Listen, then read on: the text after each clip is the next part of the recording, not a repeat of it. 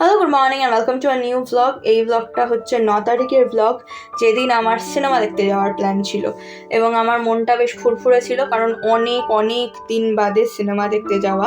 তবে সকালটা শুরু করেছিলাম একদম চেনা ছন্দে, মানে ওই চিয়া সিড, তারপর নাচ।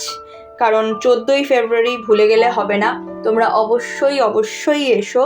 যোগেশ মাইমে সন্ধে 6টায় আমাদের বসন্ত উৎসবের অনুষ্ঠান রয়েছে।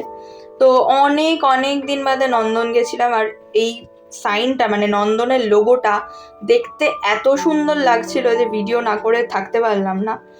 মানে অপূর্ব লাগছিল আর কি, মানে ওই আলোটা পড়ছিল না, এত সুন্দর দেখতে লাগছিল। তো যাই হোক, তারপরে আমি একটু আগেই পৌঁছে গেছিলাম বলে আগে হরিদার চাটা খেয়ে নিয়ে তারপরে ভাবলাম যে সিনেমা দেখতে যাই।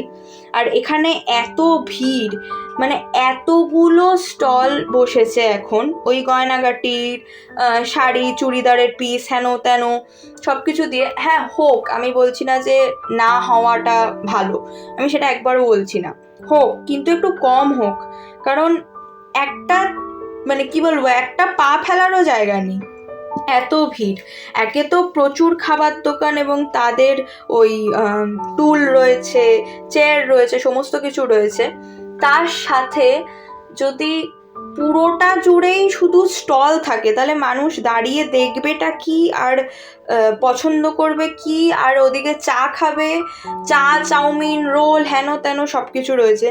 তো সেই কারণে আমার মনে হয় যে একটু কম হলে না, মানুষ অ্যাটলিস্ট দাঁড়াতে পারবে, মানে দুদণ্ড কথা বলতে পারবে। যদি কেউ, আমি যেরকম একা গেছিলাম, কিন্তু কেউ বন্ধু বান্ধবের সাথে গেছে, কেউ মা বাবার সাথে গেছে, তারা যে দাঁড়িয়ে একটু কথা বলবে চা খেতে খেতে, সেই অপশানটাও নেই।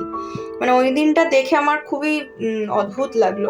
তাও আবার উইকডেজে, এমন না যে মানে স্যাটারডে সানডে যে প্রচুর লোকজন, সেরকমও নয়, বাট এত স্টল, বাবা, ওখানটা দিয়ে ঢোকা বেরোনো করাই অসুবিধাজনক হয়ে যাচ্ছিল।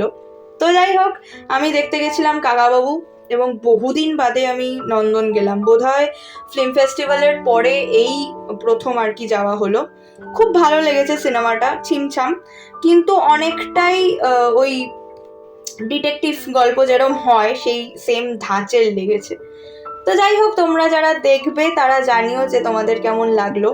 আর দেখা হবে তোমাদের সাথে আর একটা নতুন ব্লগে। টিল দেন টাটা, সবাই খুব ভালো থেকো, সুস্থ থেকো, সাবধানে থেকো। ডিনারটা সেরে নিচ্ছি ডিম কষা আর রুটি দিয়ে। আর যারা যারা অলরেডি দেখে ফেলেছো তারাও কমেন্ট সেকশনে আমাকে জানিও তাদের মতামত।